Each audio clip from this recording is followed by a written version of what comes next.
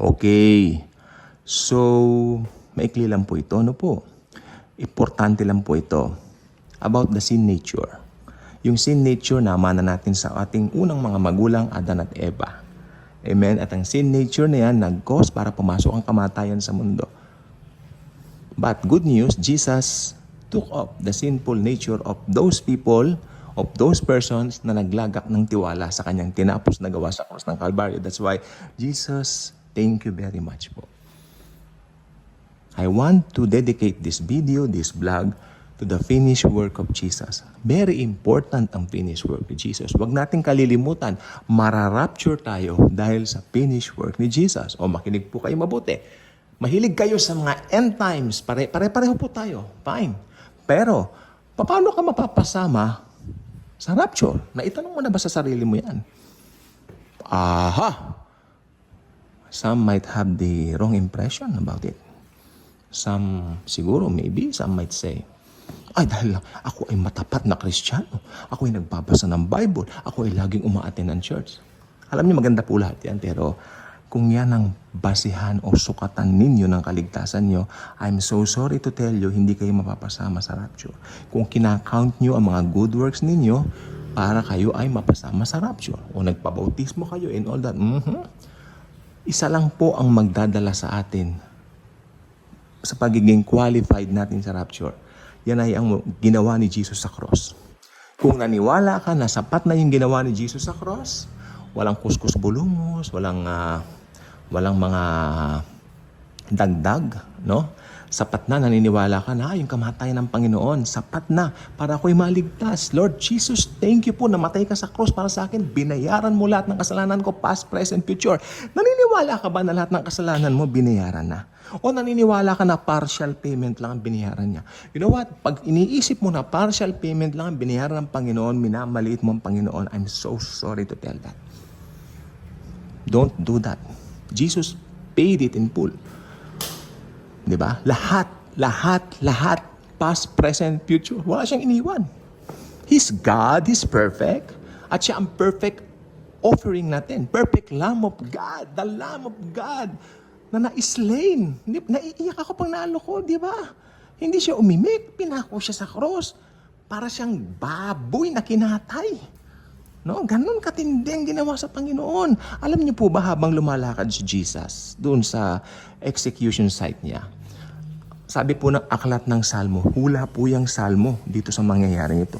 Habang dala niya yung kanyang beam, ang pinasan po ni Jesus was a beam. Hindi po yung full cross, no? Beam na napakabigat. And then pagdating doon sa execution site, ilalagay na lang ito sa mga puno doon, isasabit sa puno, tapos papakuin yung kanyang paa, kaya naging cross. Ganun po ang pagpako ng mga Romano. Hindi po papayag ang mga Romano na komplikadong itatayo pa yung mabigat na cross. Hindi po. Diba? Dalan na lang nung i-execute yung kanyang cross, beam nakalagay sa kanyang likod, then ang bigat-bigat po nun. Sobrang bigat po nun. At ang sabi ng Bible doon sa Psalm, at halos nakikita na nila yung aking mga buto. Isipin nyo, nakikita na yung mga buto niya. Di ba? Parang alam niyo yung parang nagsasaka ka, parang gano'n, parang plino mong gano'n, gano'n mo gano'n, gano'n mo, parang piniruya mo, tapos gano'n mo, parang gano'n. Kitang-kita ng gano'n. Tapos, habang lumalakad si Jesus, siya po ay nalalaglag yung mga laman niya, tapos kanyang mga dugo nalalaglag. Tapos yung mga aso, dinidilaan. Meron pong perfect, nakalimutan ko saan ko nakita yon. Meron siyang perfect na illustration. May libro kami noon, ewan ko nasaan na po. Ayaw kong sabihin na pasintabi sa kumakain, no? Hindi po nakakadiri si Jesus. Ibang tao, oo, madidiri ako, pero si Jesus, madidiri ka? Hello? Blood niya, yan. Yung blood na yan, yung mga laman na yan na nangalaglag sa daan, yan ang nagligtas sa akin. Pagmamahal ng Diyos sa akin. Ba't ko pandidirihan ang Panginoon ko? Never. He loves me. That's the greatest expression of love. Maghalugog ka na. Pagmamahal ng ina sa anak, pwede. Sabi na, totoo naman po yun, di ba? Ako naniniwala po ko, mapapalitan ng asawa, mapapalitan ng jowa, pero ang nanay hindi mapapalitan. So, love your mother. Love your father. Amen? Totoo po yan. Pero, compared sa love ni Jesus, yun po yung perfect love. Agape love. Amen? Si Jesus, habang naglalakad, yan ang nangyari sa kanya. Ang tindi. Ano nga nangyari pagdating doon sa execution site? Ipinako siya sa cross at sumigaw ng tetelestai nung malapit na siyang mabawi malagutan ng hininga. Actually, makinig po mabuti. Si Jesus, ibinigay niya ng kusa yung kanyang buhay. Kasi bilang Diyos, hindi siya pwedeng mamatay. Kaya kusa niya itong ibinigay.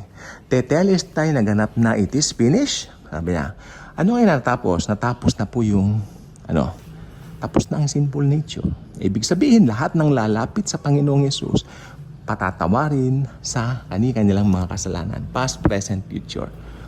At natatandaan niyo po yung veil. Ano yung veil? You tore the... Ayoko nang komentar ito, baka makapirate claim, no? Yung veil sa templo.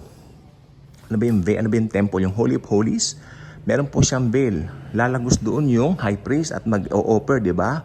Ng mga offering para sa kasalanan ng mga offerers, no? Nasa labas, pero yung high priest lamang ang qualified na pumasok doon sa kaloob-looban nun. Yes. At alam niyo po ba nung namatay po si Jesus Christ, yung veil na yon nahapak. Ibig sabihin, napunit siya, makinig, mula itaas hanggang baba. Again, nahapak ito mula sa itaas hanggang pababa. Matakot kayo pag nahapak yan mula ibaba hanggang taas. Ibig sabihin, tao ang gumawa nun. Pero no. Alam niyo po ba, napakataas po ng veil na yon para maabot ng tao. So, nahapak siya mula taas hanggang baba.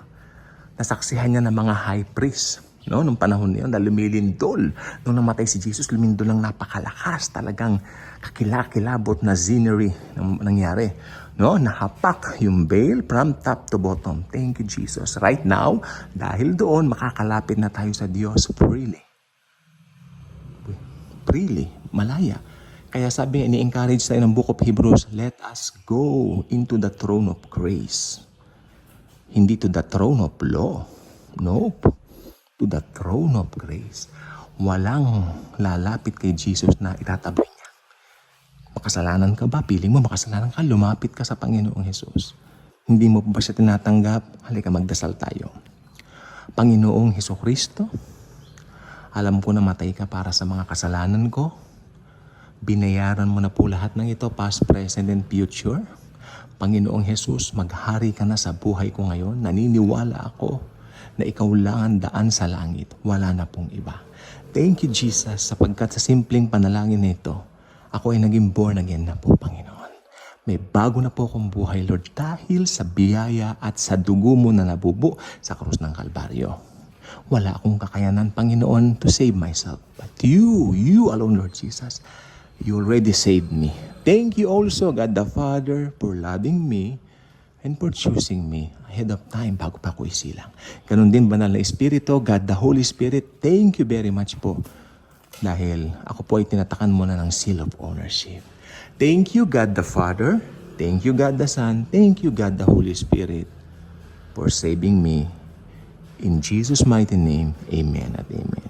Kaibigan, if you pray that simple prayer, I believe you got born again. You got saved. Start reading God's Word. Start sharing Jesus. Your experience, your born-again experience, you have to tell the people that Jesus loves them. Especially mga taong alam mo, obvious, yung mga taong obvious na walang pagmamahal kay Jesus. Just preach them. Just teach them. No? Just share them the good news na pakinggan mo dito sa Daily Good Vibes. Dahil ang Panginoong Hesukristo, siya po ang bahala doon sa taong yon. Basta napatanggap mo na siya sa Panginoong Jesus, si Lord Jesus na ang bahala sa taong yon. Napakamakapangyarihan. At makikita mo yung taong pinag-sharean mo ng good news, mababago ang buhay. Walang imposible kay Lord Jesus. Okay? So gusto ko pong matutunan po natin sa vlog na ito, sa oras na ito, na lahat ng kasalanan natin, past, present, future, gaano mang kabigat, pinatawad na pong lahat. Okay? Walang napakalaking kasalanan ngayon kay Jesus. Lahat ng yan, patatawarin niya. At, o should I say, pinatawad na lahat sa cross. Lumapit ka na lang sa Kanya at aminin mo na hindi mo kayang iligtas ang iyong sarili. At tanging si Jesus lamang ang iyong paniwalaan na may kakayanan na magligtas sa iyo. He alone saves. Jesus alone saves. Okay? So marami pong salamat. So mag-subscribe po kayo, share and like, and share this video para po sa ibang mga tao naman. Thank you po.